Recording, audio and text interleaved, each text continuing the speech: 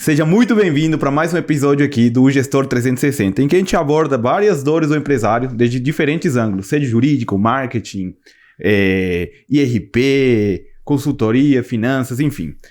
Nossa intenção nesse canal é trazer mais claridade em todos os âmbitos do negócio do empresário. E para isso, a gente sempre vai estar convidando os melhores profissionais que têm toda a autoridade para falar disso. No episódio de hoje, a gente vai falar sobre como aumentar o lucro da sua empresa por meio da renegociação de dívidas. Então, a gente hoje tem um convidado, o Dr. João, que vai trazer mais claridade em relação à área jurídica, se pode fazer isso, qual o momento certo de fazer essa renegociação, como é que faz, enfim. E por outro lado, também estamos com o Alessio, né, consultor empresarial, mais de 20 anos, que vai trazer mais a visão contábil da coisa, né? Como é que, até quanto é considerado um juros abusivo, como é que é contabilizado tudo isso, aí é com ele. É ele que manja desses assuntos, beleza? Então seja muito bem-vindo, João, para mais um episódio aqui do podcast. Não esquece você que está do outro lado, deixar seu like, se inscrever no nosso canal e acompanhar todos os nossos vídeos. Ativa as notificações para você não perder nenhum episódio. Seja bem-vindo, João. Seja bem-vindo, Alessio, para mais um bate-papo aqui em que eu tô com uma dúvida muito forte, né? Que é em relação a aumentar o lucro via renegociação de dívida. Eu não tinha pensado nisso, até que um amigo comentou esses dias comigo que ele tinha renegociado uma dívida, enfim. Só que, por exemplo, muita empresa, né, Alessio e João, quando ela está fazendo redução de custos, né, muitas vezes vai lá para tirar pessoal, começa economizando com luz, água, conta, enfim, né?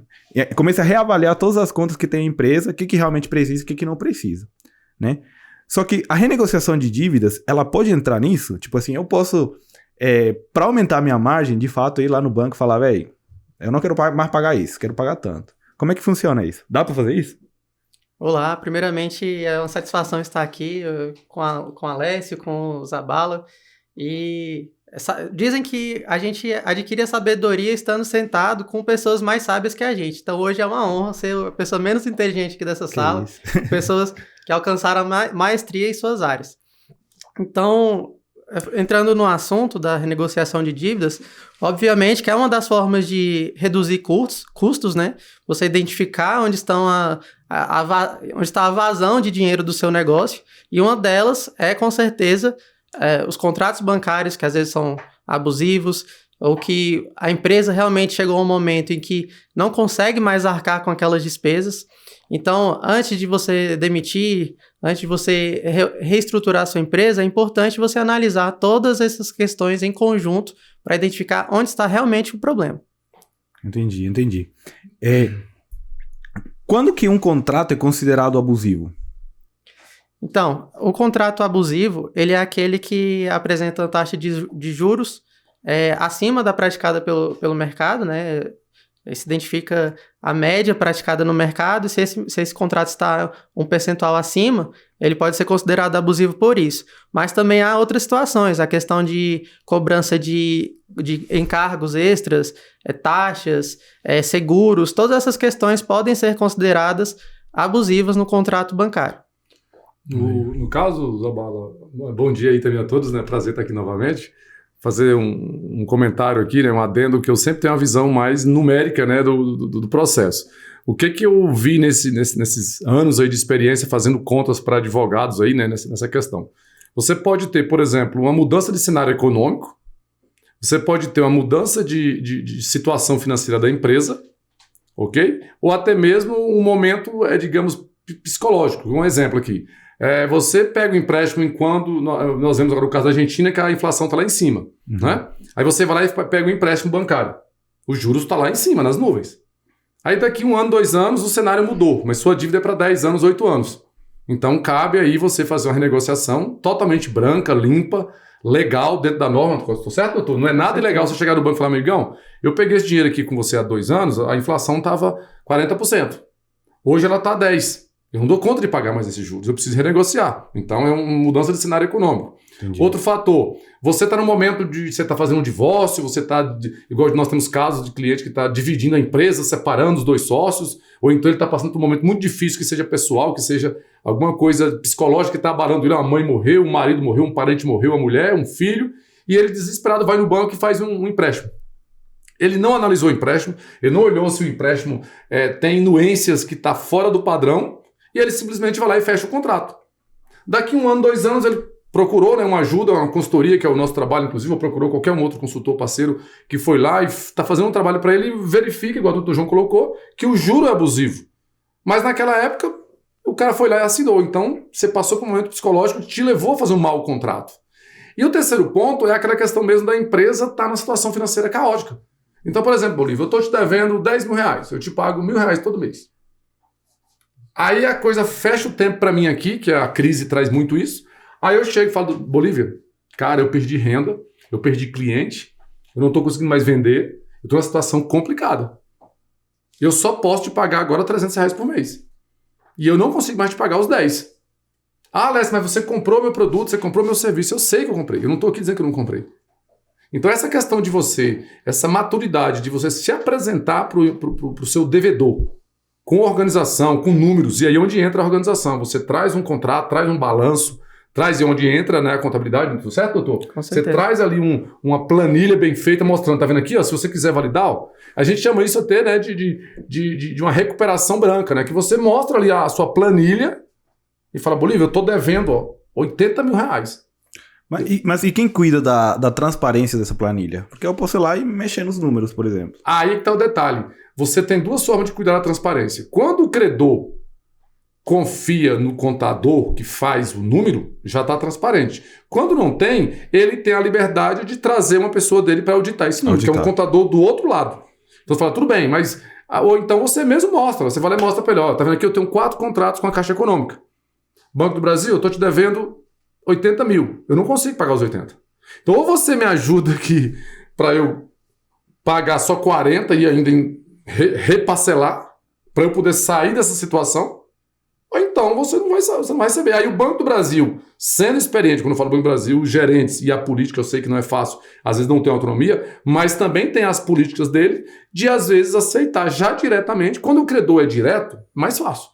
Então você está devendo para o fornecedor 100 mil. Você mostra para ele ali com contratos, com dívida, mostra lá, você mostra um parcelamento de impostos, mostra tudo pro cara. Se ele for inteligente, você, como diz, aí vamos usar o ditado, né? Que da Bahia, né? Melhor um pássaro na mão do que 2 voando. Você prefere receber seus 20 mil ou não receber os 80? Então, às vezes, o que acontece muito. Agora, vai muito do quê? O que mais acontece, Bolívia, para fechar essa minha participação, eu acabei que eu tomei mais tempo, mas olha só. O que mais tem no mercado são bons pagadores, ótimos empresários, respeitadores, pessoas de família, de caráter. Eu faço isso no dia a dia lá no nosso escritório. E ele está passando por uma situação financeira complicada, aí ele não sabe desse poder. Tu fala, Bolívia, eu sou seu cliente há 10 anos. Eu sou seu cliente há 5 anos, Bolívia. Eu te pago em dia. Sempre honrei com meus boletos. Só que agora eu estou passando por uma situação difícil. Então eu quero que você me ajude. Aquela dívida de 40, eu só posso te pagar 10. E você vai dizer, porra, o Alessio realmente, durante 10 anos, 5 anos, durante 1 ano, ele é certinho. Ele não é um cara de má fé. Só que a situação dele está trazendo ele para um momento que precisa renegociar. Que aí é onde entra a questão jurídica para fazer toda essa amarração. E a gente entra com esse cálculo. Tá entendendo? Mas eu tenho vivido, estando com eles, fazendo esse trabalho e servindo ao cliente, servindo aos advogados, como contador, eu tenho vivido isso. Então você, empresário, que tem dívida, que tá passando um momento difícil, que seja por um momento anterior, que seja um problema financeiro que você está vivendo, procure, né, o jurídico e a gente vai ajudar você exatamente a renegociar isso com transparência, com clareza, com honestidade. Você não deixa de ser honesto por isso. É natural, é inerente, não é natural, mas é inerente o risco de você. Nós estamos vendo aí grandes empresas aí no Brasil, empresas de bilhões, fazendo renegociação. Por quê? Porque entraram em contradição financeira, porque o cenário não é fácil. Isso é muito importante, sem querer te cortar, Bolívia, que para a gente entender que o empresário brasileiro ele é, na verdade, um herói, porque a gente vive num cenário de extrema insegurança política, que a gente tem mudanças de estrutura e política mesmo constantemente. Nós temos insegurança jurídica. Há pouco tempo estava conversando com o Alessio sobre a questão da compensação do PIS/COFINS, que era uma coisa que até pouco tempo era tida como como legal pelo governo e acabou sendo derrubado. Então, você não pode mais compensar com outras dívidas de natureza federal também, então que é um absurdo. Então, a gente vê que o empresário está constantemente sendo atacado por essas situações adversas. E ele vem sobrevivendo. Então, por mais que ele tenha essa garra, tenha esse instinto mesmo de lutar, acaba que um momento ou outro a situação se torna... Chega no limite, né? Chega no limite, se torna insustentável. E aí, onde nesse momento do limite que ele já fez tudo, entra a questão de você pôr na mesa o caráter. Eu falo isso pra eles. Você é um cidadão de bem. Você tem que estar com a cabeça erguida diante da sua família, dos seus filhos, da sua família. Mas você vai ter que renegociar. Bolívia, eu não posso te pagar os 10 mil. Por isso. Você me conhece, eu vou te pagar 3 mil e é 6 de 500. Ou aí você põe na planilha. E a planilha vem com transparência. Porque você não pode depois descobrir que o Alessio pegou sua dívida de 10 mil e trouxe para 3 e você tá, né, viajando para Paris, viajando para Nova York, aí, tá viajando com o meu dinheiro, né? Mas quando você faz as coisas de forma correta, com transparência, aí sim, isso é muito bem visto, né? Inclusive, a gente, né, doutor, nós estamos vivendo esse cenário que as pessoas não aprenderam ainda, que essa negociação branca, essa negociação de você chamar o seu credor, essa negociação de você buscar como se fosse uma conciliação, isso é muito bem visto, porque do outro lado gera confiança. Você quer ver outra coisa? Você faz isso e fala assim, Bolívia, eu tô te devendo um passado. Esse passado você vai segurar para mim aí durante 6 meses, 1 ano, que eu não dou conta de pagar, mas tudo que eu te comprar hoje eu compro à vista. Então você mostra que você tem interesse de continuar comprando, você mostra que você quer manter, porque se você perder aquele cliente, você perdeu renda. Então existem várias doenças que podem ser colocadas aí. E às vezes o empresário do outro lado, por não ter aí um apoio jurídico, né, que é o que o Dr. João está colocando aí, essa importância de você negociar essa dívida, e aí você vai, não é você estar aqui, minha empresa não dá lucro, eu vou baixar o pagamento para poder eu ganhar dinheiro. Não é isso. Não é isso, né? A ideia aqui não é chamar você para mexer no seu fornecedor para ganhar dinheiro. Não é. Mas existem situações que cabe sim essa renegociação. Eu falo como contador. E essa renegociação, ela causa algum tipo de... Assim, eu vi que é bom ser transparente, o banco vem com bons olhos. Só que isso chega a afetar o empresário para futuros empréstimos, futuras dívidas que ele venha adquirir, sei lá. Isso será que fica com um histórico ruim ou não? Isso depende, né? Depende da forma como você vai conduzir esse processo, essa negociação.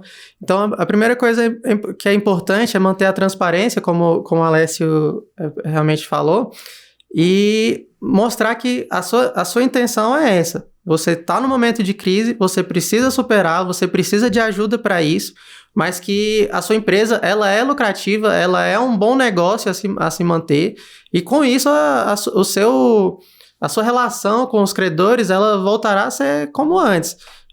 Com certeza, por um período. Enquanto você não provar que o seu negócio superou esse momento, há o corte do crédito. Porque você já está com dificuldade para pagar, o banco, ele vendo essa necessidade de você ter esse tempo para primeiro acertar as contas, ele não vai te oferecer novo crédito. Mas a partir do momento que você resolve isso, você volta a ter essa relação com os bancos e com seus fornecedores. É uma construção de relacionamento natural, Bolívia. Você tem um filho, ele fez uma coisa errada. Você vai ali, você não vai deixar de amar, deixar de confiar nele, mas você vai restringir ele, você vai cortar o celular, vou cortar ali a mesada esse mês, porque você fez uma coisa errada. Então é a mesma coisa, é um relacionamento. Então o banco ele vai, como o doutor falou, te restringir, limitar baixar seus limites, ou às vezes até cortar. Mas aí você começa, paga a primeira negociação, paga a segunda, vai pagando. Daqui a pouco o banco está vendo que você de novo construiu. É importante deixar claro, Bolívia, que tanto o fornecedor quanto o banco, ele precisa da gente igual a gente precisa deles. Se você não tiver a pessoa pegar o dinheiro a juros, o banco não existe, porque o banco vive de juros. O negócio do banco é emprestar dinheiro a juros. O que ele faz é todo dia uma constante análise do seu score, da sua força de pagamento. Você entende? Então a gente não está pedindo favor para o banco. Então, por isso você tem que se organizar para ir para o banco, para ir para o seu credor, para ir para o seu fornecedor de forma estruturada. Isso faz parte da organização da gestão empresarial. Então, é natural você não poder honrar um compromisso anterior e pedir uma renegociação, que seja com o fornecedor, que seja com um banco, que seja com qualquer credor, e ele dá uma certa forma, uma quebrada ali no seu limite. Isso é natural. Mas isso vai se reconstruindo. E para fechar essa parte, nós vivemos muito isso. Nós passamos por isso na pandemia. Quem aqui não negociou dívida? Eu sou consultor em gestão empresarial e finanças há quase 30 anos, eu fiz isso. Renegociei dívida de cartão de crédito, porque eu vinha num ritmo, né, altíssimo. Então você vem gastando do pessoal muito alto, você vem gastando muito na empresa, investindo na empresa, de repente para tudo. Eu tinha 10 negócios e ficou só em um, porque os outros fecharam tudo. Então com aquele dinheiro de um negócio eu tive que renegociar tudo, jogar todas as dívidas e eu tinha uma folha alta, eu tinha parceiros, eu tinha gente comigo na empresa, eu não podia chegar do nada e deletar. Então a gente pegou o dinheiro de um negócio, distribuiu para todo mundo, abaixo, pronto, vamos longe não. Eu tinha parceiros que, por exemplo, tirava 20 mil na nossa empresa. Eu cheguei e falei, doutor João, a partir do mês que vem, a sua retirada não pode ser mais 20. Sua retirada vai ser 8 mil. Alessa, vê lá, ele foi lá no colégio do filho dele, renegociou o colégio, foi lá no aluguel. Então é uma escala de renegociação. A pandemia trouxe isso. E com o tempo as coisas começaram a se reorganizar novamente. E aí o banco cancelou na época cartão de crédito, aí devolveu os cartões de crédito, tudo. Por quê? Porque ele viu que você passou por uma fase e você mostrou que tinha, como o doutor João, gostei do que ele colocou aí. Qual é a sua intenção? É dar o golpe no banco ou é de renegociar para sobreviver e pagar realmente o que você pode? Essa é a questão. Entendi. Operacionalmente falando, como é que funciona essa renegociação? Tipo, eu chego em quem? Como é que acontece? Tipo, passo a passo. Depende, né? O primeiro ponto é identificar em que nível está o seu endividamento e a partir disso a gente vai definir estratégias. A estratégia correta, a estratégia mais adequada, porque hoje no escritório mesmo nós temos vários produtos relacionados à resolução de dívidas. Então, nós podemos fazer uma negociação diretamente com o banco, credor a credor, levar aquela situação do cliente para uma renegociação mesmo próxima. Temos a possibilidade de uma recuperação judicial, que é um assunto que hoje está muito em voga no país, né? Talvez seja um dos assuntos do direito mais comentados por conta da recuperação judicial das Americanas, dos times de futebol, das Casas Bahia. Então, e agora, nesse ano... Linhas aéreas, né? As linhas aéreas, o agronegócio, que hoje é o setor mais pujante do Brasil, sofreu uma grande crise climática esse ano, né? Vinda ainda também dos problemas causados pela pandemia. Então, tudo isso junto trouxe esse problema para o agro. Então, qual vai ser a solução? Vai ser a mais adequada para a situação do cliente. O cliente pode ter uma dívida pequena, com o credor, não vai compensar para ele fazer uma recuperação judicial, mas vai compensar para ele renegociar essa dívida extrajudicialmente com o credor, com a ajuda de um advogado, com a ajuda de um contador. E também chegar ao momento da recuperação judicial, que é aquela ação que nós unimos todos os credores da empresa para fazer uma negociação conjunta, negociação que não fique, que não deixe ninguém de fora e que seja vantajosa para todos. Porque hoje, Bolívia, a gente tem uma ideia, a população em geral, né, tem uma ideia de que recuperação judicial é calote. Mas isso é uma inverdade absurda. Quem quer dar calote não procura uma recuperação judicial. Eu não vou falar quais são os meios aqui para não incentivar, mas a gente sabe que muitos empresários deixam seus negócios abandonados, utilizam laranjas às vezes para abrir outras empresas e isso sim poderia ser considerado uma forma de calote. Agora, a recuperação judicial não. Você apresenta a sua situação financeira, você apresenta que também há uma possibilidade de sair do outro lado, enfrentar essa crise e com a ajuda dos credores você vencê-la, e aí sim você tem a aprovação pelos credores. Ou seja, não é o juiz que vai dizer se aquela empresa vai pagar aquela dívida daquela forma ou não. É o conjunto de credores que vai decidir se aquela empresa merece esse voto de confiança. Então, essas são as alternativas, são os meios de se enfrentar uma crise. Saquei. João, assim, eu sei que a Alessia até comentou agora sobre cenário político que pode mudar, né? E nós temos aí a taxa Selic, que periodicamente é avaliada, né, e reajustada. Eu, com minha dívida, pensando em otimizar ao máximo, pagar o mais justo possível, é bem visto, é correto? Tipo, a cada ajuste do cupom, por exemplo, eu chegar no meu banco e querer renegociar, ou isso não é aplicável? Não, é possível, sim. Hoje a gente teve, recentemente, né, essa semana teve a manutenção da taxa Selic, né? Muitos esperavam que ela viesse a cair novamente. A gente está com uma taxa de juros bem alta no país, de acordo também até pela situação econômica que nós estamos vivendo, né? Se os juros abaixassem, provavelmente nós teríamos um estouro da inflação. Mas a partir do momento que essas taxas caem, os contratos eles podem ser renegociados. Então, se hoje que está em 10,5, mas daqui 6 meses, num cenário hipotético, ela cai para 6, 8. Então, esses contratos que hoje estão vigentes, baseados nessa taxa de 10,5, eles podem ser negociados por uma taxa menor, sim.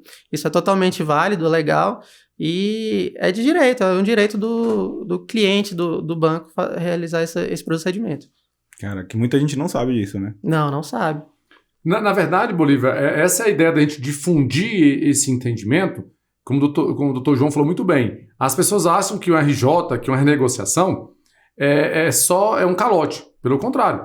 Então, você não ter a capacidade de honrar tudo do jeito que você contratou e você propor um caminho para cada fornecedor, para cada devedor, para cada dívida, para cada banco, o que você tem condições de pagar e você honrar com essa renegociação, isso se você olhar com outros olhos, é muito bem-vindo.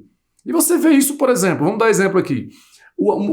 As pessoas não sabem, mas o nicho mais devedor no país é o mais produtivo, que é o agronegócio. Você acha que o Brasil, o cara tem 10 mil hectares de fazenda, vai ver quanto ele deve para o banco? Até a terceira geração está devendo. Então, só que às vezes ele faz uma dívida, aí não chove, aí ele é obrigado a fazer o quê? Renegociar. Então, essa questão de você chegar no banco, igual eu vivi, né, no interior da Bahia, vendo meu pai fazer o Banco Nordeste. Meu pai pegava um dinheiro pelo Banco do Nordeste e fazia uma plantação. Aí lá na Bahia, às vezes, hoje, né, às vezes chovia muito, às vezes chovia muito pouco. E o que acontecia? A safra era ruim.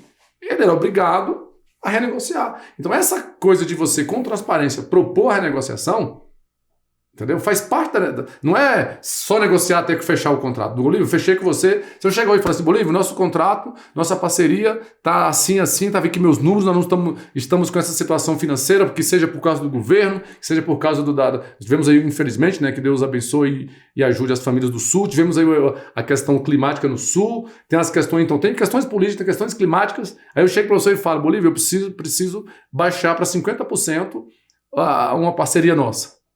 O que tem de legal nisso? Pô, Alex, você não tem palavra, você não está honrando o seu compromisso, você fez um compromisso comigo. Não, eu estou sendo realista com você, te pedindo uma ajuda para a gente poder sair juntos do outro lado. Então essa é a ideia.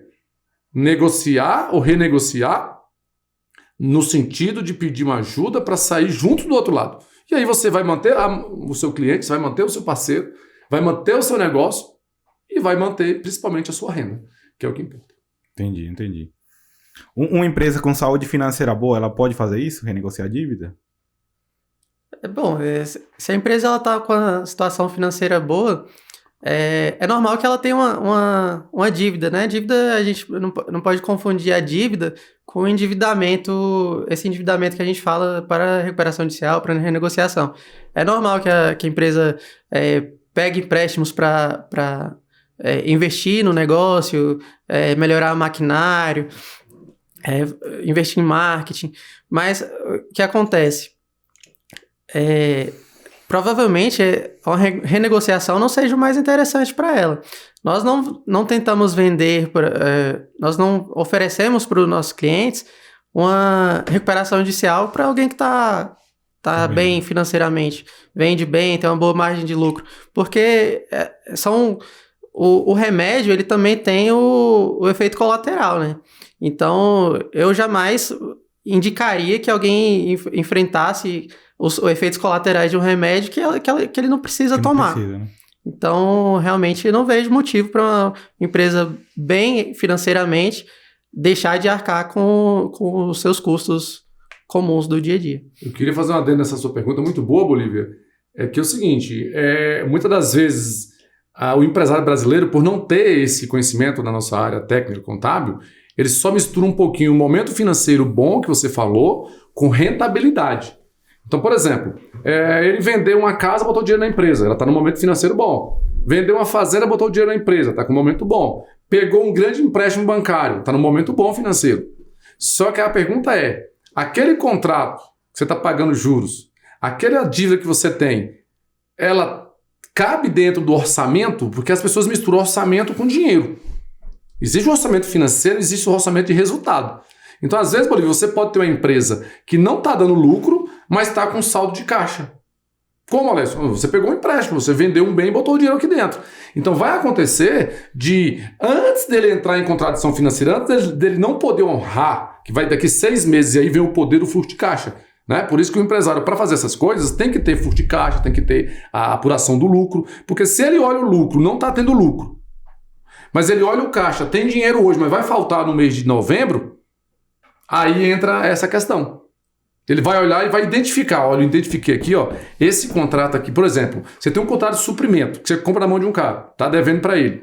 Você tá vendo que você não vai conseguir honrar. Você vai esperar acabar o dinheiro para renegociar? Então tem esse... Por isso que a gente trabalha, né, em conjunto, que eu, como contador, eu auxilio o jurídico nesse sentido, para mostrar para o empresário. Às vezes lá tem cliente nosso que nos procura para fazer uma recuperação, e a gente orienta financeiramente que não precisa, não é isso, doutor João? Com certeza. E tem cliente que nos procura para outra coisa, e aí é feito o diagnóstico que o remédio vai ter que ser a recuperação, que ela pode ser, inclusive, judicial ou extrajudicial. Então, depende, né? O remédio, ele falou muito bem, né? E não é à toa que a gente se intitula, né? Tá aí no nosso canal, a gente se intitula como Hospital do Empresário. Então, não é à toa que a gente diz que nós somos o Hospital do Empresário. O remédio vai vir de acordo com a doença, para também evitar os maiores efeitos colaterais, porque todo remédio tem lá o seu efeito. Entendi. E quando a gente, tipo assim, muitas vezes, né, a pessoa tá muito com foco no dinheiro, né? Ela quer pegar o dinheiro logo, enfim, e assina qualquer coisa, né? Quais seriam os pontos de atenção que a gente tem que desligar um pouco o nosso lado emocional, de querer pegar o dinheiro para fazer investimento, enfim, e ligar o lado racional na hora de ver o contrato? Que pontos são importantíssimos a gente ter atenção que talvez possa afetar uma negociação futura? Uhum. O primeiro ponto que o empresário ele precisa estar ciente é que ele, como empresário, ao assinar qualquer tipo de contrato, ele tem uma peculiaridade, que a justiça entende que o empresário ele é plenamente capaz de assinar, de interpretar cláusulas, de identificar as nuances. Ele está bem assessorado, né? A justiça não sabe que o empresário não estudou, a justiça não sabe que o empresário não tem um advogado para orientar. Para a justiça, para a lei, até porque tem que partir desse pressuposto. Se você abrir uma empresa, você tem que estar sabendo o que você faz. Certo, doutor? Com certeza. Então, a partir desse momento, a primeira coisa que você tem que estar ciente é isso. Se você não é especialista naquilo, então que você se assessore com quem possa te ajudar verdadeiramente. Então, isso para os contratos em geral é extremamente importante.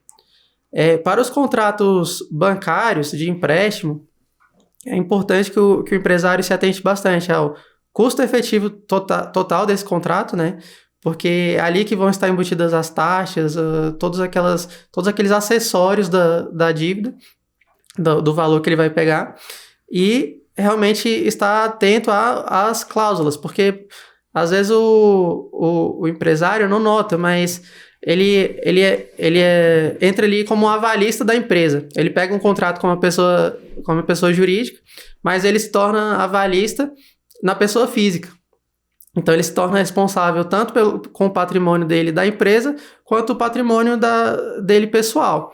Então isso é importante que ele tenha essa noção e essa informação do peso que isso pode trazer, né, para ele futuramente. Às vezes também o que ele precisa se atentar também é se há um bem em garantia, se ele está dando um bem em garantia nesse contrato, se é um contrato de alienação fiduciária, que às vezes não está bem descrito ali, mas tem essa garantia da alienação fiduciária, uma garantia real. Às vezes ele está colocando o imóvel que está a empresa dele, a sede dele, como garantia. Então tudo isso é muito importante que o empresário esteja atento para assinar exatamente aquilo que está escrito ali. E ele tenha total consciência disso. Entendi, João. Você já viu, assim, ao longo da sua experiência, algum empresário se ferrando por não ter tido atenção nisso? Em contratos é diário, né? A gente tem É o nosso cotidiano. Isso é cotidiano no escritório de advocacia que atua em empresarial. Porque vários problemas surgem assim. É comum no Brasil que as pessoas abram as empresas daquela forma que... A forma que está. Ela fala ali, não, eu abri empresa, eu preciso vender. Então, eu já começa a negociar e depois ela pensa em estruturar a parte jurídica, a parte financeira. Então, quando ela está lá na frente, que já está com um negócio bem maior, um negócio bem mais estruturado, que ela percebe os erros que ela cometeu lá atrás. No contrato entre os sócios. Às vezes deixa de fazer um acordo de sócios, que é um documento importantíssimo para a sociedade.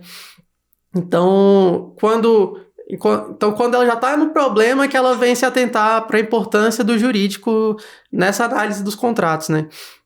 Então, nós temos clientes que já tiveram problema com a saída de um sócio da empresa e acabou assumindo um prejuízo que não deveria.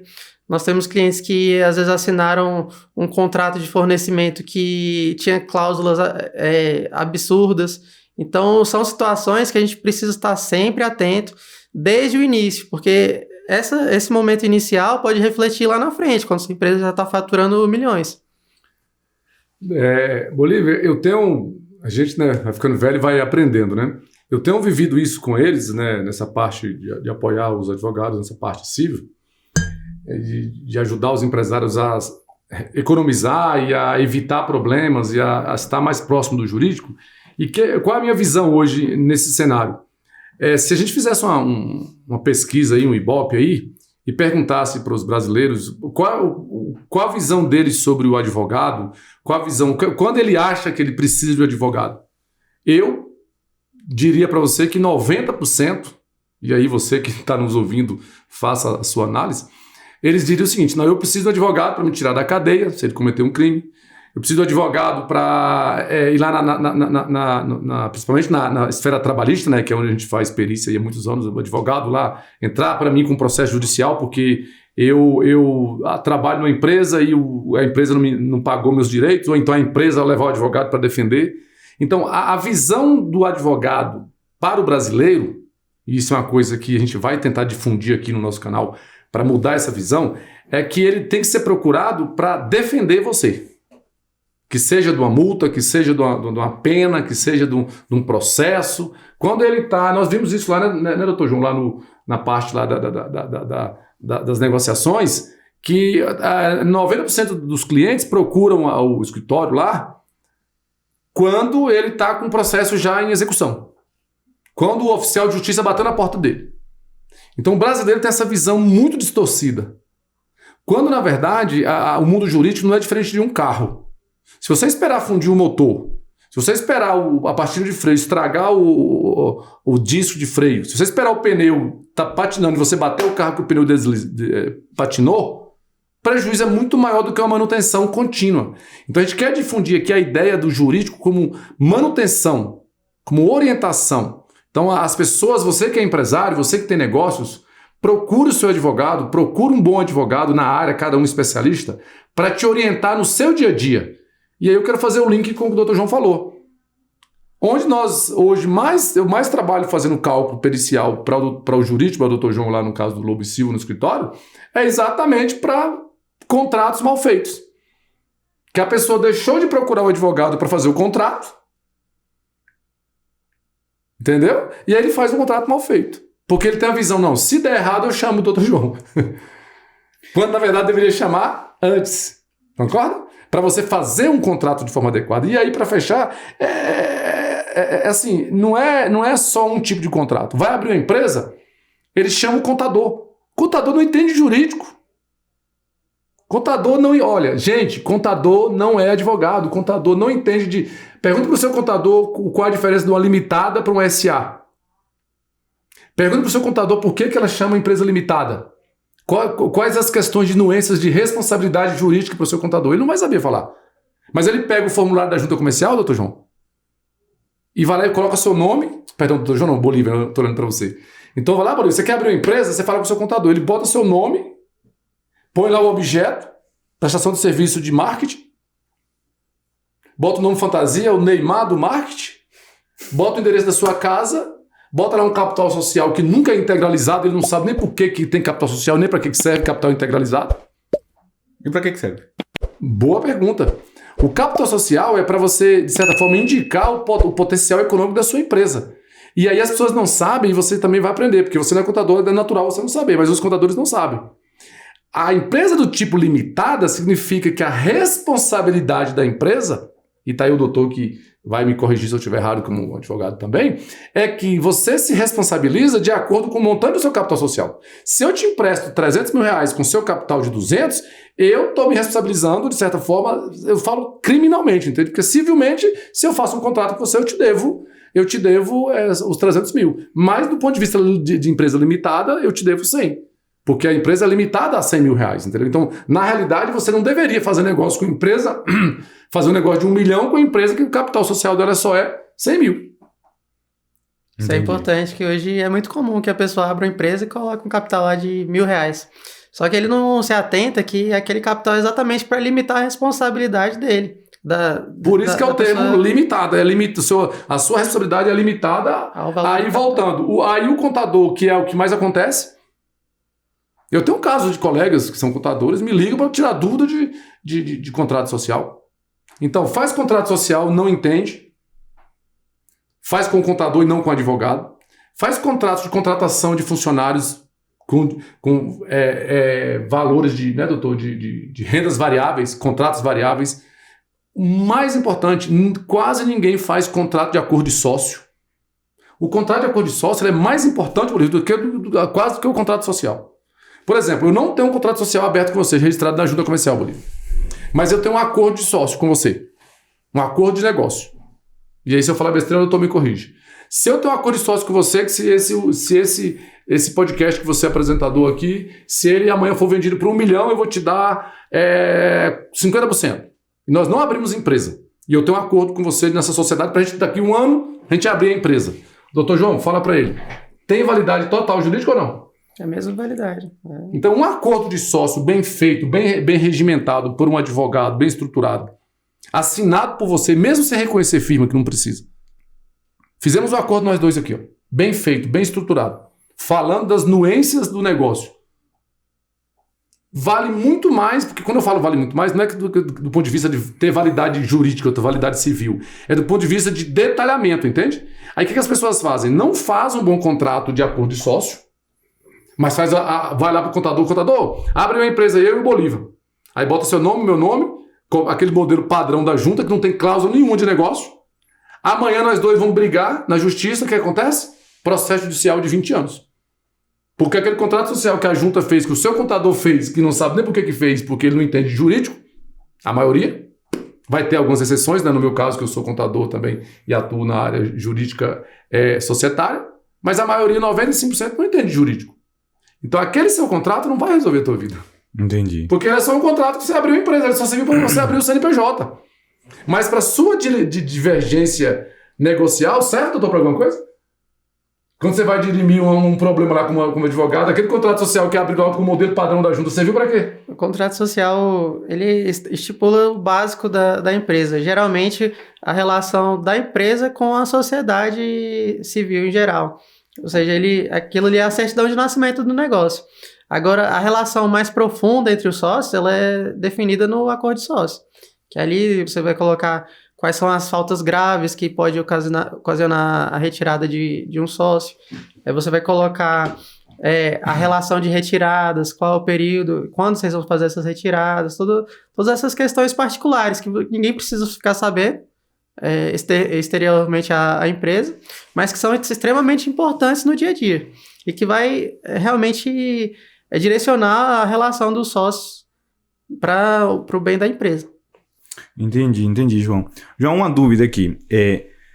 O mercado ele tem se mostrado, principalmente com a evolução das redes sociais e tudo mais, mas as empresas estão botando cara para as coisas. Muito empresário que antigamente ficava nos bastidores está ficando a cara do negócio. O caso da CIMED, o caso do Ricardo Eletro também ali, e por aí vai. Quando Na hipótese, por exemplo, te colocar um exemplo. Imagina que nós temos uma empresa juntos, só que eu sou a cara do negócio. Aí eu sou a cara, enfim. Só que se eu sair do negócio, acabou. Porque acabei personificando a empresa, né? Como fazer um contrato para que isso não aconteça? Porque eu já vi empresa no mundo de concurso público, por exemplo. Tinha uma empresa, não vou mencionar o nome, mas tinha um cara que era a cara da parada. Uhum. Aí, não sei por que aconteceu. Acho que eles tiveram alguma treta, só que ele simplesmente caiu fora. Só que acabou a empresa. Sacou? Ele era um professor-chave no negócio, saiu e ficou por elas. Como evitar que isso aconteça de forma contratual, mesmo que tenha briga, coisa assim? Uhum. Ou não tem como? Não tem como obrigar o cara também, né? Tá, então, no primeiro momento, vamos dizer, uma empresa que fez seu contrato social lá com o modelo da junta, sem procurar um advogado, e só se juntaram os dois sócios e abriram essa empresa, com essa peculiaridade que você falou, que um deles é a cara do negócio. Nesse caso hipotético, é importante dizer que não há nada que impeça que um sócio deixe a sociedade. Então, você tem o sócio, que é o principal, ele tem essa possibilidade, tem esse direito de sair. Agora, vamos colocar no segundo cenário. Vocês dois, cientes dessa peculiaridade, vão e procuram um advogado. A partir disso, nós temos ferramentas como o acordo de sócios. Nós podemos prever uma cláusula de lock-up, né, que é para impedir que esse sócio saia por um período. Caso ele decida sair, ele vai pagar um valor para a sociedade, porque ele certamente vai causar um prejuízo, ou fazer desde o início um contrato de uma sociedade por tempo determinado, que é outra forma interessante de utilizar para que, durante aquele período porque o que acontece? As sociedades, em geral, elas são por tempo indeterminado. Então, elas funcionam ali desde o início até o momento que os dois sócios decidem por terminá-la. Só que nós temos a possibilidade jurídica de fazer uma sociedade por tempo determinado. Nessa sociedade por tempo determinado, a gente já sai dessa regra de que os sócios podem sair a qualquer momento. Então, se a gente colocar que a sociedade é por tempo determinado de 2 anos... os sócios não podem sair da sociedade sem que haja um justo motivo. Então, seria uma forma de segurá-los na sociedade por esse período de 2 anos. Venceu o prazo de 2 anos, a empresa vai ser extinta? Não. Ela vai voltar para o regime comum de tempo indeterminado. Então, essas seriam as 2 formas de você se prevenir quanto a essa possibilidade do sócio te deixar a empresa e te deixar na mão. Ou por uma cláusula de lock-up no acordo de sócio, ou constituindo uma sociedade por tempo determinado. Bacana. Porque tem muito da minha empresa, né? Que se bem não é a cara, né? Tem um cara que é um investidor, ele bota a grana, e tem um cara do operacional, que executa a coisa, né? Eu falei um adendo aqui também, o Dr. João colocou muito bem, que necessariamente a figura de marketing está tão vinculada, que é o caso do Ricardo Eletro, necessariamente não quer dizer que por trás, juridicamente e societariamente, não está bem estruturado. Então você pode ter empresa que o dono não aparece e ela por trás está totalmente desestruturada do ponto de vista societário, ok? E você pode ter uma empresa que o dono aparece, não é? Ricardo Eletro está lá toda hora falando, Ricardo Eletro, vai na minha loja comprar televisão, tal. Só que quando você vai ver a estrutura societária dele, ele tem uma holding patrimonial para gerir o patrimônio dele com a estrutura bem montada com sucessão, que aí é um outro tópico, vamos falar aqui em outro momento, entendeu? Então, digamos que o cara, ele tá ali, o Ricardo Eletro tá ali fazendo marketing, ele é que é o cara que tá ali. Mas se ele sair, já tem um diretor quase do nível dele, atrás dele ali, que automaticamente está escrito lá na cláusula, se cair o avião e o Ricardo morrer, o diretor já assume a função, a empresa roda normal, já tem uma sucessão patrimonial com a família não entra, o filho do Ricardo Eletro não estou dizendo o caso, né, mas é um cara que não é irresponsável, não atua na empresa, mas se o Ricardo morrer, ele não entra, porque já está amarrado, pelos próximos 3 anos o mercado vai Então isso que eu te falo, essa grandeza, e quando a gente fala de contrato, e eu queria deixar esse tópico para um outro dia, mas nós vamos falar sobre a grandeza do contrato exatamente na questão da estruturação societária. Quando você fala de contrato, Bolívia, eu posso fazer um acordo com você, Bolívia, vamos fazer uma empresa nós dois e mandar um zap para você? Tem validade jurídica. Porque eu fiz um acordo com você e se você não honrar, eu posso ir na justiça e usar o nosso WhatsApp. Eu posso fazer um contrato com um contador, aquele que nós falamos aqui, o contador pega o modelo da junta, não sabe por que serve aquelas cláusulas, ele só põe lá o seu nome e tem. Você tem um contrato do contador com a questão já do acordo de sócio, você subir no nível. Daqui a pouco você já tem um contrato do contador com acordo de sócio e com uma estruturação societária que seria uma hold operacional. Hold operacional é aquela que você coloca aqui as empresas embaixo, vamos falar depois, no outro dia. E por último você pode ter uma hold patrimonial, com um conselho do lado, tudo estruturado, para que se o Ricardo Eletro faltar, o que ele vai fazer é ter que trocar o garoto propaganda. Então não confunda a figura de venda, a figura de marketing com a figura de estrutura societária. Ainda tem mais, ele pode ser o cara que o negócio gira em torno dele. Olha, se o Bolívar morrer, o podcast do gestor acaba. Esse projeto gira em torno de você ou você é uma peça fundamental no projeto? Então eu entendo que no Gestor 360 você é uma peça fundamental. Porque se você amanhã sair do projeto, que isso não aconteça, até porque a gente faz parte aqui com a gente, mas se você faltar, a gente pode contratar um outro, né? Pode ter outro cara fazendo o papel. Agora, quando o negócio gira em torno de você, se você faltar, o negócio acaba. Morreu. Então a inteligência empresarial envolve tudo isso, entende? Então existe a questão de você ser a figura de marketing para vender, você pode ser a figura do negócio girar em torno de você para que se você faltar, a empresa para. E tem a questão, você pode também montar um negócio muito bem estruturado, que não depende de você, para rodar. Se o Bolívar faltar, o podcast vai rodar normal. Só que tem um problema. Você é brigado com a sua mulher e você não preparou, e aí é onde entra o nosso tópico. Se você tem uma empresa, empresário, que ela roda sem você, que ela anda sem você, que você tem diretores, tem pessoas que tocam a sua empresa, mas Bolívar não tem um contrato bem estruturado, que é o que o advogado faz, se o cara faltar, aí o filho chega e trava a empresa. A mulher chega, uma família chega e bloqueia a empresa, um outro sócio bloqueia a empresa, e a empresa deixa de andar. Por isso a importância e a grandeza. Não basta você ter um negócio bem estruturado. Você tem que ter os contratos bem estruturados, e é onde entra o advogado, para estruturar o teu negócio juridicamente. Isso está como? Assinado. Negócio, doutor João. Sem um contrato bem estruturado, que seja contrato de trabalho, que seja contrato de aluguel, que seja contrato social, que seja contrato de sócio, não importa a natureza do contrato. Procure um bom advogado. Tenha um bom advogado ao seu lado. Porque senão o prejuízo é aí fechando aquele entendimento, né? Procure na manutenção e não para você fazer o motor que já fundiu. Antes da gente entrar aqui na sala, João, você estava me comentando sobre, por exemplo, um empresário que se ferrou aí com impostos por questões de contrato societário mal feito. Assim, conta aí pra galera como é que foi essa história, tipo, pra galera entender a dimensão de um pequeno detalhe, né? Que às vezes os caras não viram, mas no que se transformou. É que nós tivemos um caso no escritório que realmente houve essa desatenção, tanto na parte contratual como na parte contábil, que o nosso parceiro aqui, o Alessio, segue, é que a pessoa realmente, por mais que ela tenha anos de empresa, tenha um baita time no comercial, tenha expertise naquele negócio, ela deixou de se atentar à parte importante, que era a jurídica. Então ela fez um mau acordo de saída de sócio, deixou de colocar naquela apuração de haveres, que é o documento que a gente levanta todo o patrimônio, todo o passivo da empresa, e acabou tendo prejuízo de milhões, que ele está tentando reaver nesse momento, mas que causou esse prejuízo, essa preocupação constante, passou meses com essa culpa, com esse sentimento guardado por conta disso, porque deixou de prevenir e agora está procurando remediar. E o remédio sempre é mais doloroso, né? Com certeza. Tipo, a cirurgia aí...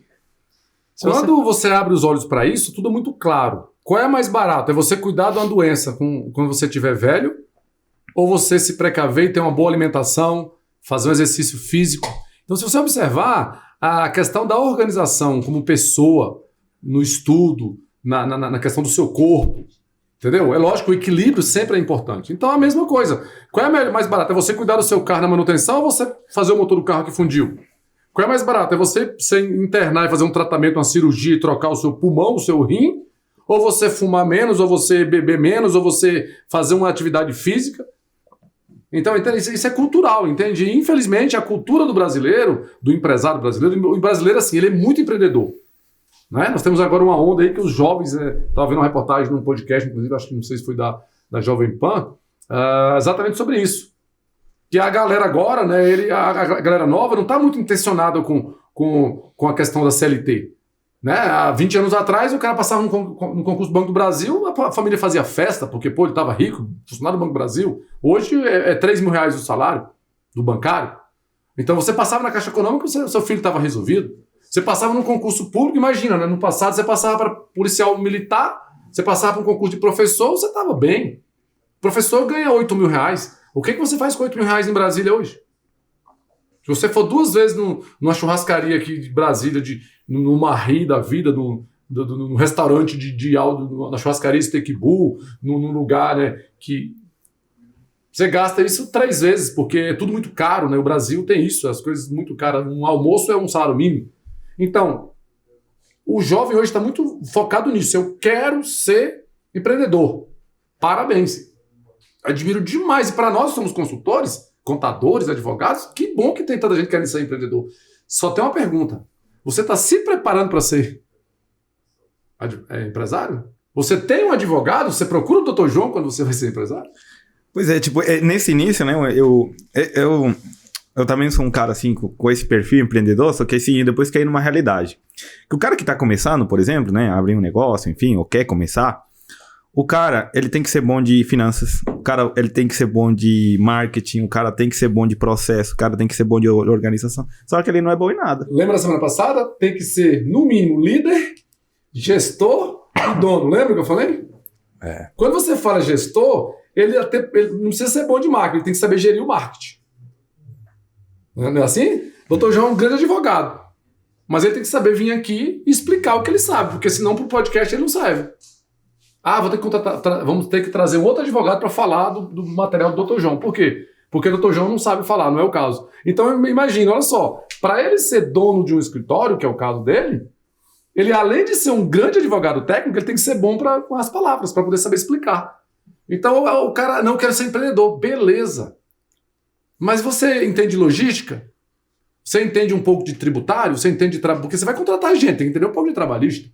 Você vai pegar, eu quero montar uma loja eu fui essa semana, eu almocei com uma amiga, ela está querendo montar uma loja, um negócio na área de cosmético. Tá, mas e aí? Você vai brigar com L'Oréal? Você vai brigar com quem disse Berenice? Você vai brigar com as grandes marcas, grandes players no mercado e furar essa bolha? Então, eu vou falar uma coisa para você que é empreendedor, para procurar a consultoria antes. Furar a bolha não é fácil. O que é furar a bolha, gente? Ideia, 1 milhão tem. Bons projetos, 1 milhão de pessoas tem. Agora, pegar essa ideia, transformar ela num negócio, Bolívia. Transformar ela num negócio, doutor João, numa empresa. O que é negócio e é uma empresa?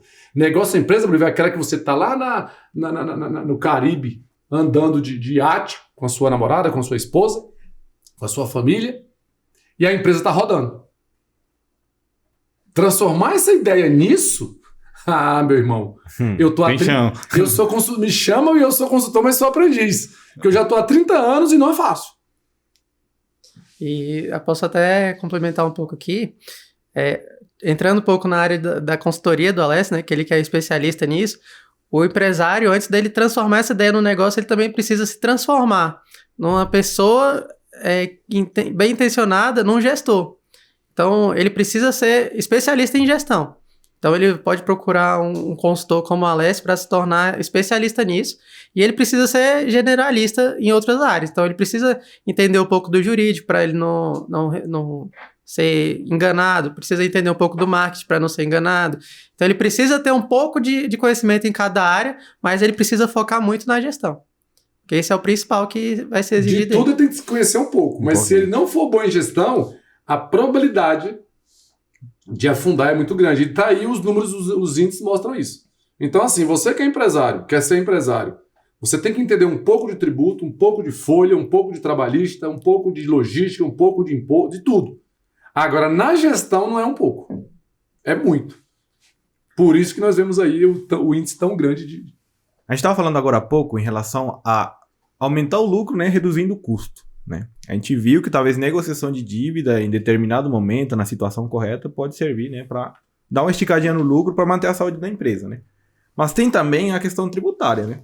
Que eu acho que é uma coisa muito escondida para muita gente, uma coisa que dá para brincar e muito, né? E que as pessoas não aproveitam. Empresas médias, grandes, enfim, estão pagando mais imposto à toa. Inclusive, em outro episódio, o Alessio mencionou sobre pessoas que pagavam mais de 20%, por exemplo, em relação a impostos, quando podia estar pagando 5%, 15%. Paga 15%, podia pagar 4%, 7%. Enfim, eu queria ver de vocês, para quem está assistindo do outro lado, como é que é feito um planejamento tributário? Como é que inicia tudo isso? Qual o passo a passo do empresário que quer ter essa redução de custo, impostos, enfim? Uhum. Em relação à parte tributária, há duas questões importantes. Que a primeira é em relação ao planejamento tributário, como você bem falou. É uma coisa rara de você ver hoje alguém iniciando uma empresa e pensando no futuro. Como é que ela vai recolher esses impostos da melhor forma, da forma mais econômica, ainda correta, né, legal.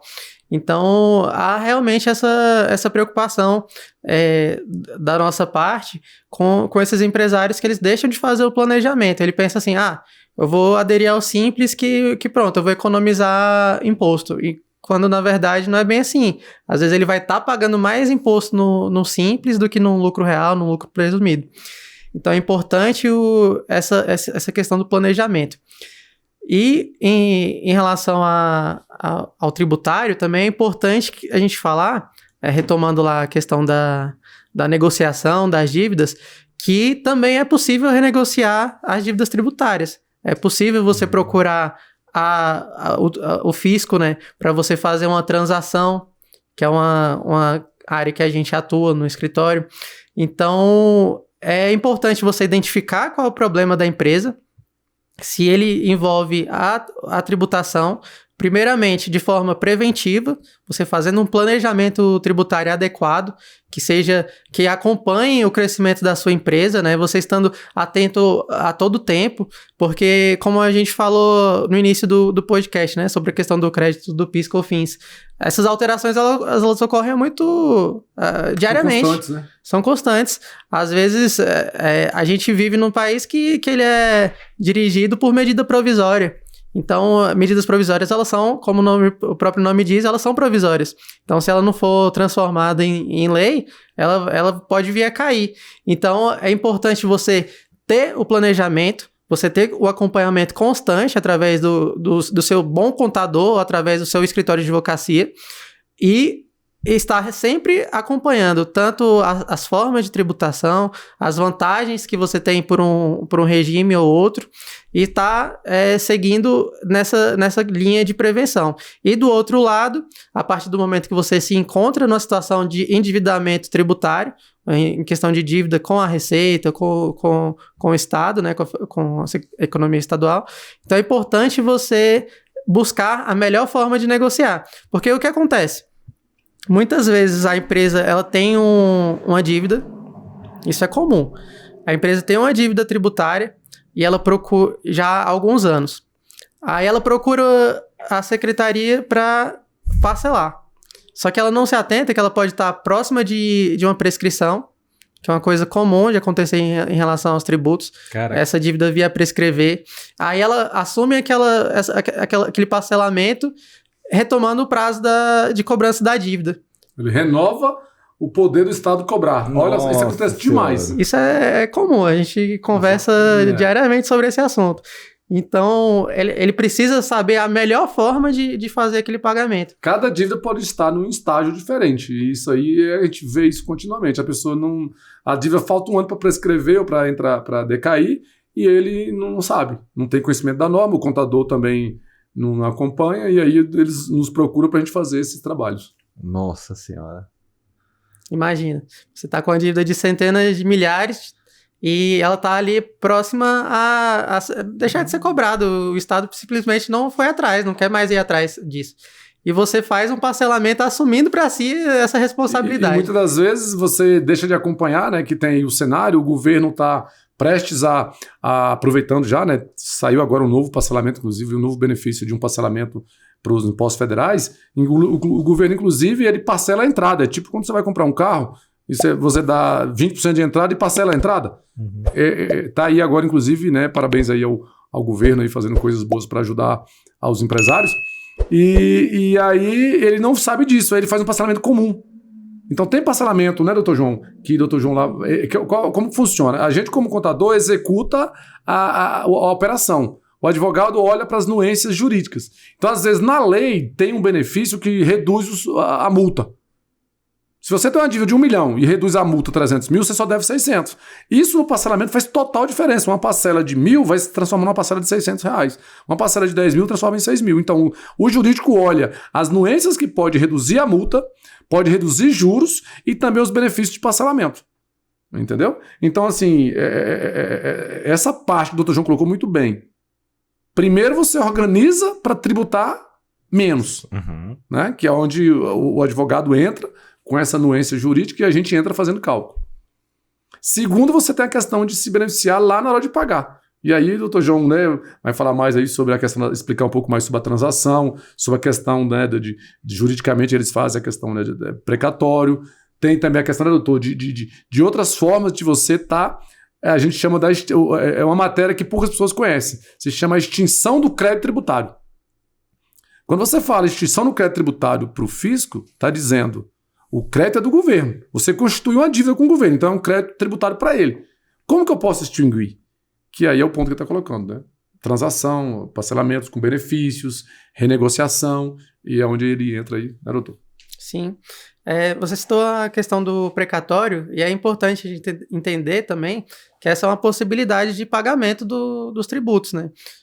Isso é um ponto que muita gente não conhece, muitos empresários não conhecem, mas é amplamente difundido nas grandes empresas. As grandes empresas, elas têm bastante prática nisso. E é uma forma aberta a todos. Então, o que é o precatório? O que consiste o precatório? Ele é um documento que o governo assume que deve tanto para tal pessoa. Então, por meio daquele título, o governo assume essa responsabilidade de um dia pagar. Então, o que acontece? Você deve ao governo, mas o governo te deve. Então, você pode fazer essa compensação. Aquele valor que você deve com o valor que o governo deve. E outra possibilidade ainda. Esse precatório ele pode ser transferido. Ele é da minha titularidade, mas eu não tenho créditos a compensar com esse precatório e sei que vai demorar muito tempo. Eu estou precisando do dinheiro para hoje. Mas o Alessio quer compensar, ele precisa pagar o valor X em impostos lá na empresa dele. Então, eu posso vender esse título para o Alessio por um valor um pouco abaixo, porque eu sei que eu vou receber agora um valor que é futuro, né? Então, ele compensa de forma totalmente legal na empresa dele esse meu crédito e me paga por um valor X por esse título. Então, a gente tem uma situação que sai em benefício a quem tem esse precatório, quem está comprando e o próprio fisco, que vai receber esse valor do tributo. Tipo uma negociação de títulos, né? É uma coisa assim? É possível você... ele vem para uma escritura pública, você faz uma escritura pública, né, de transferência dos direitos que você tem sobre aquele crédito do governo. Então é importante, você não pode fazer isso sem um acompanhamento do advogado para entender a origem daquele crédito, para saber se ele não tem o risco de ser derrubado por uma ação rescisória ou um recurso do governo. Então é importante você ter essa segurança jurídica para fazer essa operação, mas que ela pode ser muito vantajosa para o empresário. Na semana passada, no nosso outro encontro, eu falei sobre essa questão do crédito. Quem executa essa compensação lá no órgão, na procuradoria ou no órgão estadual ou federal, como eu te expliquei, é o contador. Só que a qualidade jurídica do título, do direito, quem faz isso é o advogado. Então, digamos que você tem um colega, uma pessoa que tem lá um processo contra o governo. Quem é que vai analisar a qualidade, o andamento desse processo? Como eu falei aqui, está transitado em julgado? Não cabe mais recurso, não cabe mais remédio jurídico? Está transitado em julgado. Beleza. Aí o que o advogado faz? Ele desabilita o advogado antigo do cara, que cuidava do processo, compra esse direito do cliente, habilita o escritório Lobo e Silva, aí no caso, Dr. João Lobo, né? No processo, e esses direitos ele passa a cuidar desse processo. E faz uma sessão de direito, uma escritura, como ele falou, transferindo o direito que vai receber na justiça daquele cara para sua empresa ou para você. E aí, uma vez ele fazendo toda essa anuência, esse processo jurídico, que é processual, ainda tem que tirar uma certidão de nada consta desse processo, porque foi criado agora, acho que no último ano, foi criado. Por quê? Porque tinha muita gente, como eu falei, vendendo o mesmo direito 2 vezes. Agora não dá mais. É como se fosse uma certidão de ônus, entende? Então você vai lá e tira uma espécie de uma certidão de ônus do processo, habilita o escritório que é da sua confiança no processo para ser o advogado. Então quem vai cuidar desse processo agora é o novo advogado, que é o seu, que você comprou o processo. Então você fica com a certidão de ônus lá da justiça dizendo que o processo não tem ninguém vinculado. Você faz uma procuração passando os poderes para o advogado que é seu, que era sua confiança, e você ainda tem uma escritura ou um título transferindo o direito que está lá naquele processo para você. Aí sim você está habilitado juridicamente para falar assim, Alessio, vai lá agora na Receita, compensa meu imposto, eu tenho que pagar lá 1 milhão de imposto, está aqui o meu título. Então você vê que é complexo, é profundo, mas é dentro da lei. O que acontece é que muita gente pega, né? Por isso que eu falo que é uma área prostituída, que a gente vai vende de qualquer jeito, compra de qualquer jeito, compra de qualquer um. Então, aí dá problema, né? Uhum. Esse você não comentou também não, né? Não, esse daí não. Esse daí não, né? Não mexe com precatório, não. Pois é, então assim, tenha muito cuidado, faça com advogado de confiança, faça com advogado, como eu falei, né? Que tenha patrimônio para se der um problema ele te pagar. Eu já tive problemas com precatório. Eu já uma vez eu fiz um processo com um contador parceiro, com um despachante parceiro, os caras não honraram, o precatório era ruim e a conta foi simples. 1,5 milhão de prejuízo. E ainda perdi o cliente. Nossa. E eu tive que dar razão pro cliente. Tive que registrar, quem quiser pesquisar tá lá. Eu tive que registrar a ocorrência na polícia. O cara que vendeu o precatório pra gente era picareta. O processo era o título era podre, mas eu honrei, eu dei a minha palavra pro meu cliente, ele fez contrato com a gente. E nós tivemos que honrar. Caraca. Por quê? Porque ele comprou foi do nosso escritório. Então para você ter ideia, a gente que eu tava, né, lógico que isso foi há um tempo atrás, eu tava entrando nesse ramo de mais de precatório e paguei para aprender.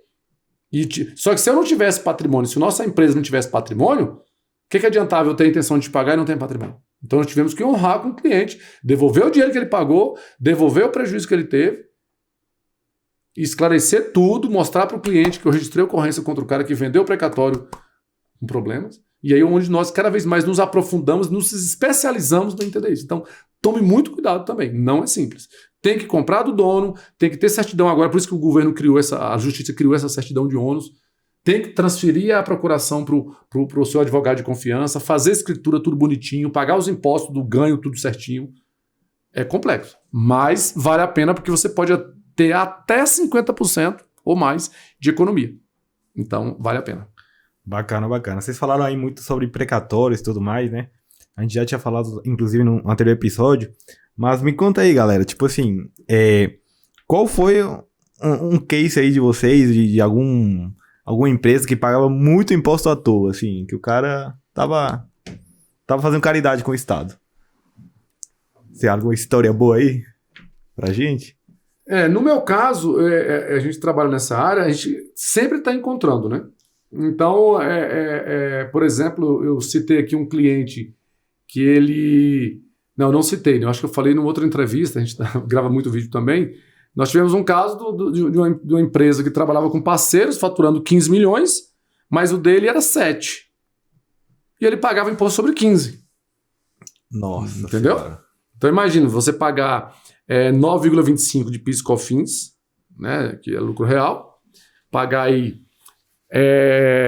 34% de imposto de renda, contribuição adicional sobre o lucro, e mais os 5% de ISS, sobre 7 milhões, 8 milhões que não era dele. Nossa Senhora. E a transação foi muito simples para nós que somos especialistas.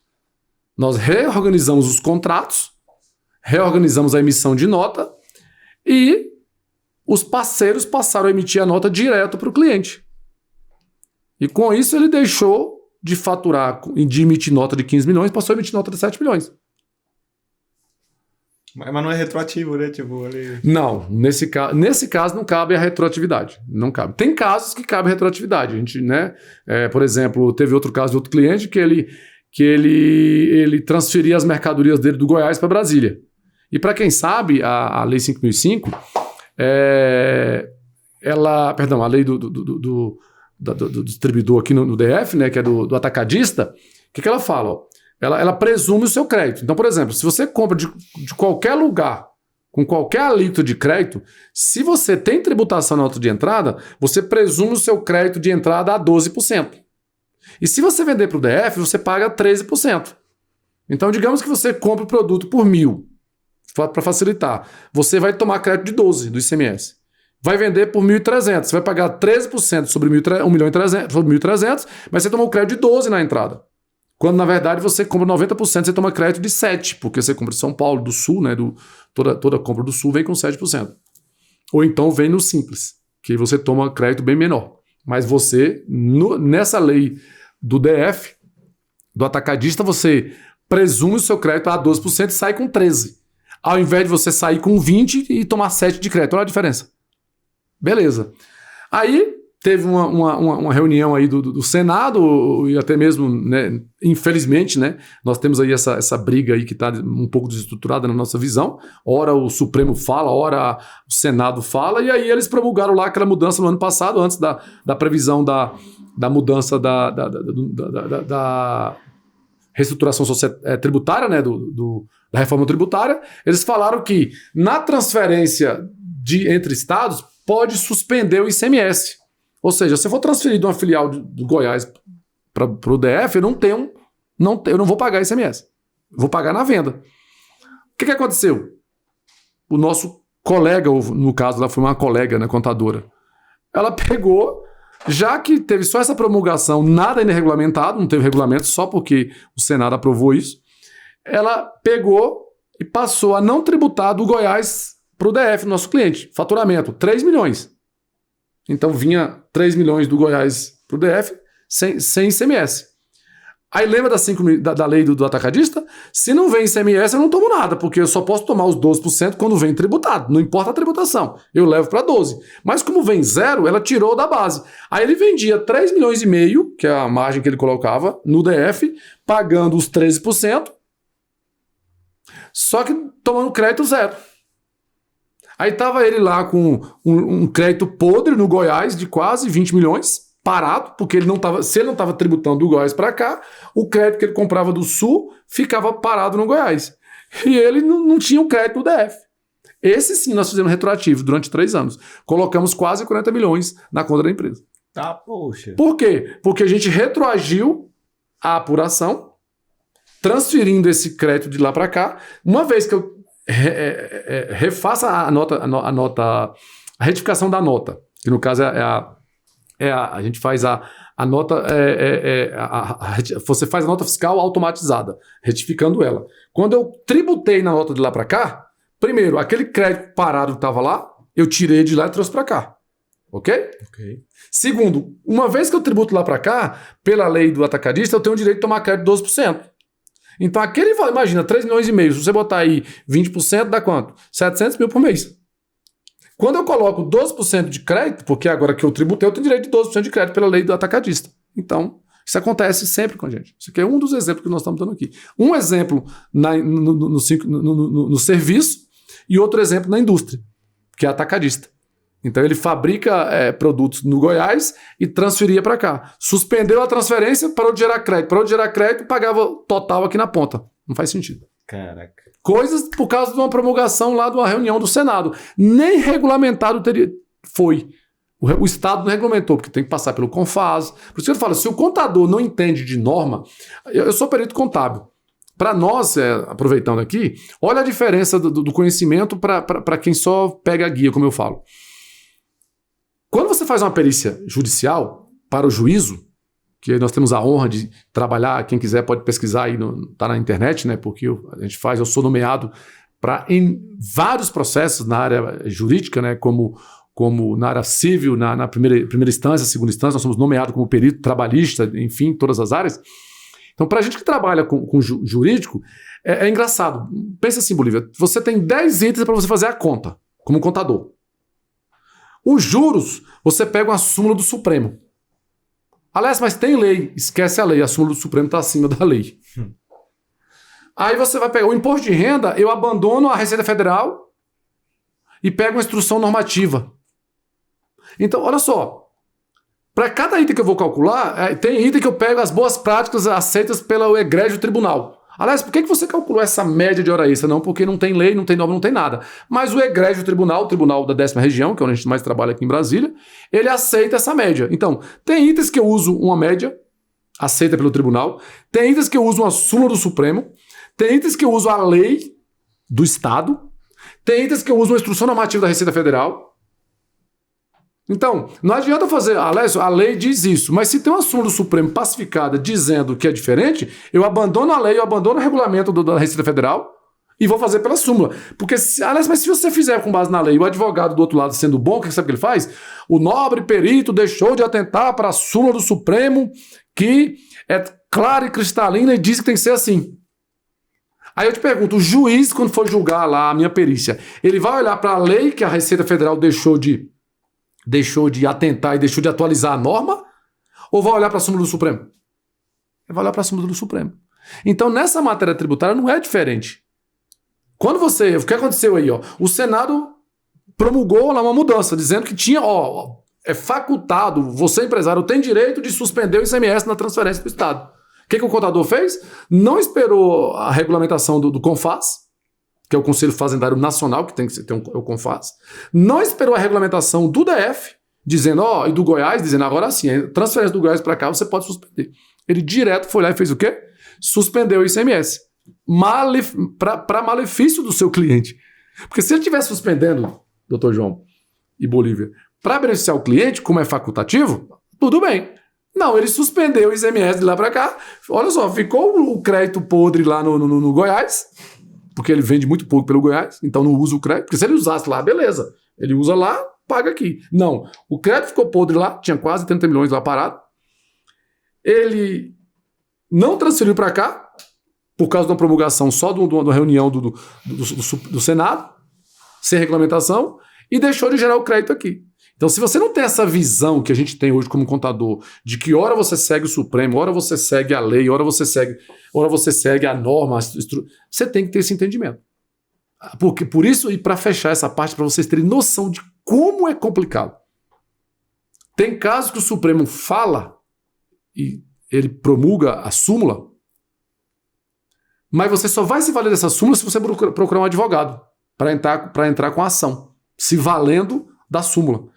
Porque o Estado lá do Macapá, ou DF, ou Goiás, fala, não, eu não concordo com essa súmula. E ele não regulamenta. Se você olhar para a lei seca, Bolívia, do DF, e essa lei, a Câmara Legislativa não se reuniu ainda, e nem quer se reunir para poder promulgar e alterar a lei seguindo a súmula. Olha só, isso se chama, Bolívia, desestrutura jurídica.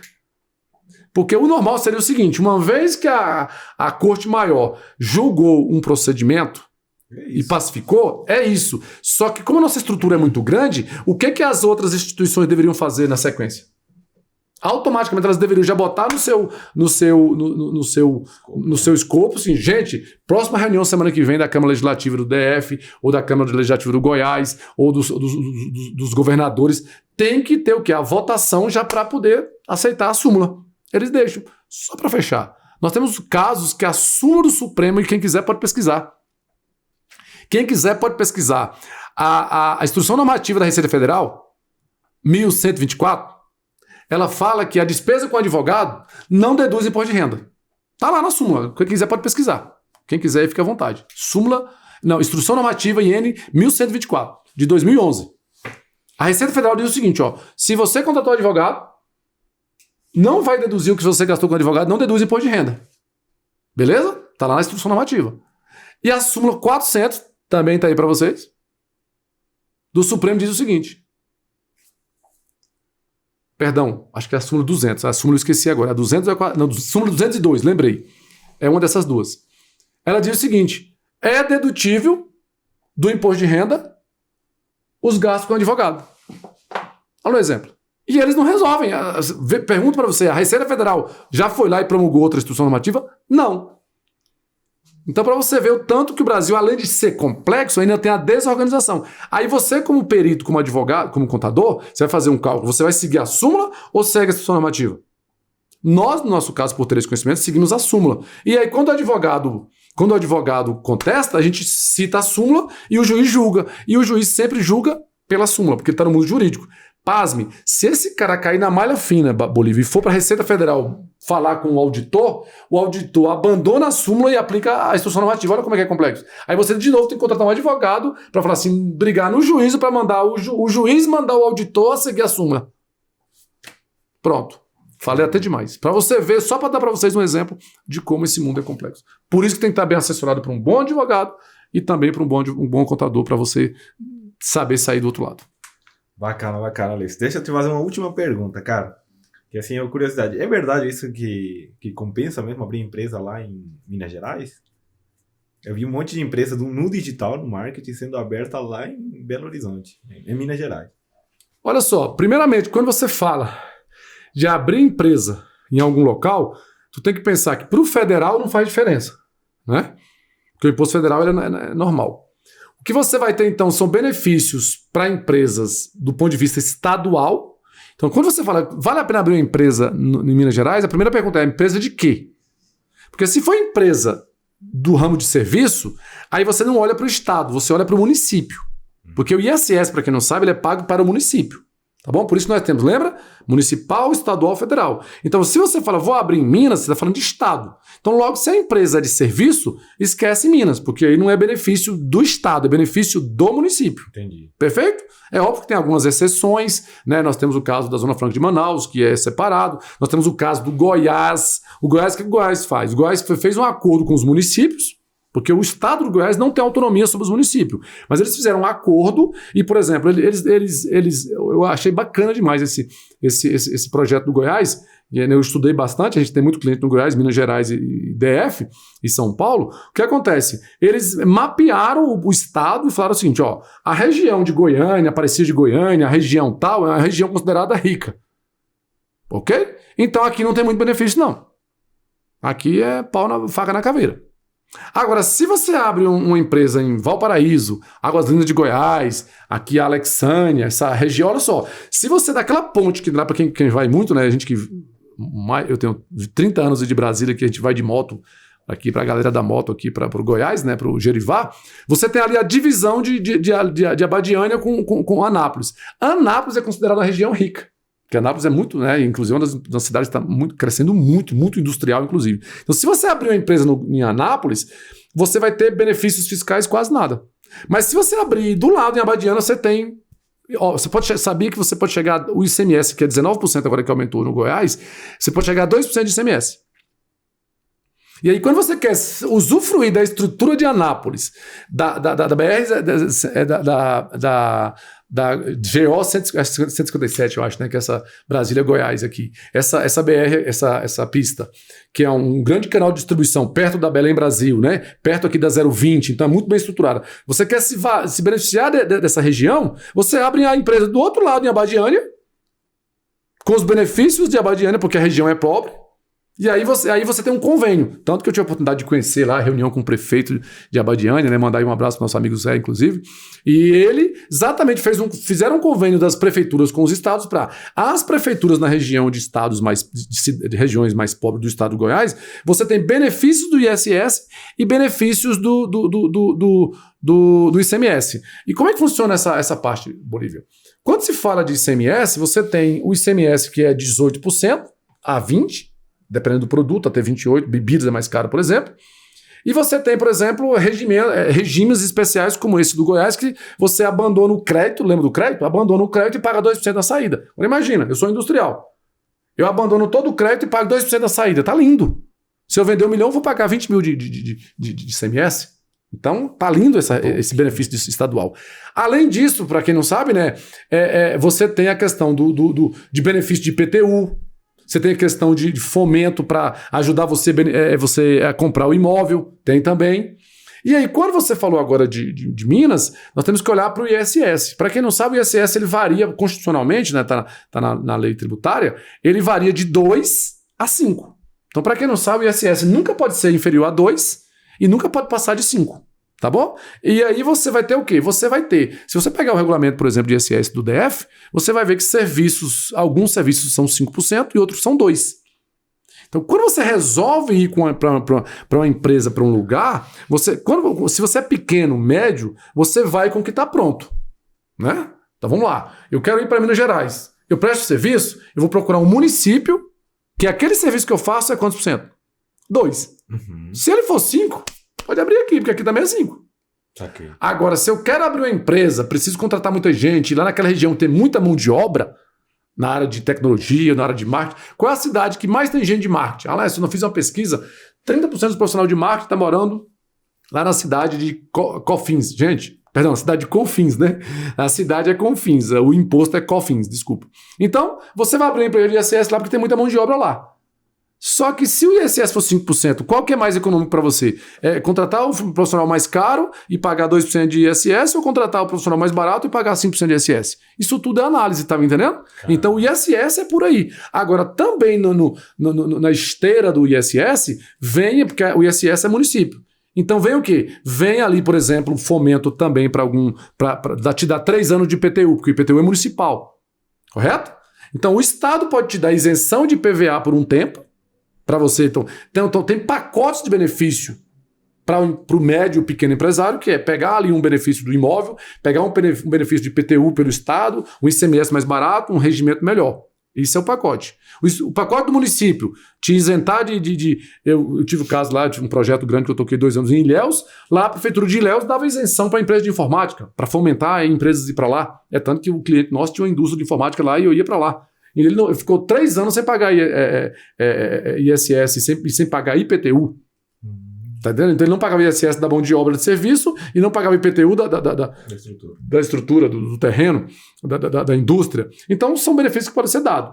E para fechar essa parte, quando você é muito grande, sempre é mais vantajoso. Nós tivemos o caso agora da BYD, né, que está vindo para o Brasil, a chinesa, e fizeram um convênio lá na região lá da Bahia. E aí o governo faz um pacote específico, ele aprova um benefício maior ainda para incentivar e para fomentar a indústria, que aí sim é um acordo que a gente chama de como é que é o nome, meu Deus? Que é o acordo direto com a empresa. Então você tem benefício que pode ser direto só com a empresa, entendeu? Ainda tem esse caso ainda, que eu esqueci o nome agora do termo que chama, que não é PAC, não, é quando você faz lembrei, é o termo de acordo, é o TAC, né? É termo de acordo com o contribuinte. Você pode também ter esse termo, entendeu? Direto com o governo, que você pode se beneficiar mais ainda. Mas isso é mais quando é empresas grandes, igual essa empresa chinesa que veio lá para investir, vão investir 20 bilhões, é um projeto grande. E aí o governo abre mais ainda opções e melhorias para facilitar. Bom demais, Alessio. Muito obrigado, João. Muito obrigado, Alessio. Acho que esclareceu muita coisa. Um assunto um tanto complexo. Confesso que Eu tento simplificar, mas é punk. Mas, assim, acho que é uma grande oportunidade para quem quer parar de fazer caridade com o Estado, né? Ficar dando imposto a mais, e acho que tem as estratégias certas para isso. Você que está do outro lado, espero que você aproveite muito esse conteúdo. Se for preciso, reveja mais de uma vez. Se alguns cálculos aí do Alessio que ele mencionou ficou meio complicado, assista mais uma vez. Deixa o seu like, que isso ajuda muito a gente para a gente continuar com esses conteúdos, continuar trazendo mais especialistas para te dar essa consultoria gratuita aqui no nosso podcast. E também não esqueça de se inscrever no nosso canal e ativar as notificações. Beleza? Muito obrigado, galera. Eu vou me despedir. Obrigado, doutor João. Obrigado a vocês, foi um prazer estar aqui, foi uma grande aula que a Já gente está sempre convidado aprende, a né? vir nos próximos. Agradeço o convite. Obrigado, galera. Até a próxima.